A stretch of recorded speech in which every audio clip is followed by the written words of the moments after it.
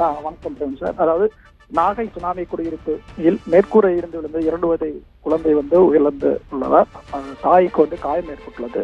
அதாவது கடந்த 2024 ஆண்டு டிசம்பர் 27 சுனாமி பேரலை தாக்கப்பட்டது. தமிழகத்தின் கடற்கரை மாவட்டங்களில் பெரும்பாலும் பாதிப்பை சந்தித்தது. குறிப்பாக சுனாமியால் அதிக பாதிப்புக்குள்ளான நாகப்பட்டினம் மாவட்டத்தில் மட்டும் 6065 பேர் உயிரிழந்துள்ளனர். அதனைத் தொடர்ந்து கடற்கரை ஓரங்களில் குடியிருந்த வீடுகளில் இழந்து தவித்த நபர்களுக்கு தமிழக அரசு மற்றும் தொண்டு நிறுவனங்கள் பங்களிப்போடு வீடு இல்லாமல் தவித்தவர்களுக்கு சுமார் 20,000 வீடுகள் நாகப்பட்டினம் மாவட்டத்திலிருந்து கட்டித்தரப்பட்டது.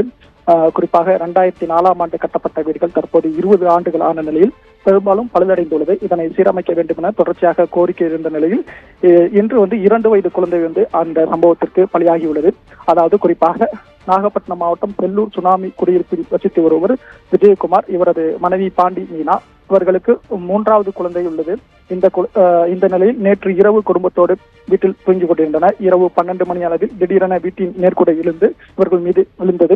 இதில் உறங்கிக் கொண்டிருந்த 2 வயது யாசின் ராம் மீது மேற்கூரை இருந்து விழுந்தது. உடல் அசிங்கி தாய் பாண்டியன் மீனாவிற்கு கையில் பலத்த காயமடைந்து இவர்களின் அலறல் சத்தம் கேட்டு அக்கம் பக்கத்தினர் அவர்களை மீட்டு நாகை மருத்துவக் கல்லூரி மருத்துவமனைக்கு கொண்டு சென்றனர். அப்போது மருத்துவர்கள் அவர்கள் பரிசோதனையில் சிறுவன் யாசின் ராம் பரிதாபமாக உயிரிழந்ததாக தெரிவித்தனர்.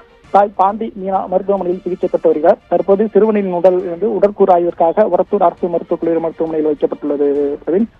வீட்டின் மேற்கூரை இருந்து விழுந்து 2 வயது சிறுவன் உயிரிழந்துள்ள சம்பவம் அப்பகுதியில் பெரும் சோகத்தை ஏற்படுத்தியுள்ளது. பெல்லூர் பகுதியில் அரசால் சுமார் 1000 சுனாமி குடியிருப்புகள் அரசால் கட்டிக் கொடுக்கப்பட்டுள்ளது.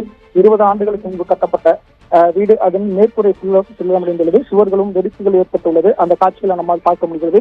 இதனால் சுனாமி குடியிருப்பு வீடுகள் அதிகாரிகள் நேரில் கள ஆய்வு மேற்கொண்டு உரிய நடவடிக்கை எடுக்க வேண்டும் என அப்பகுதி மக்கள் கோரிக்கை வைத்துள்ளனர். நாகை மாவட்டத்தில் சுனாமி குடியிருப்பில் மேற்கூரை இடிந்து விழுந்ததில் குழந்தை பலியாகி இருக்கின்றது. கூடுதல் தகவலுக்கு நன்றி சீனிவாசன்.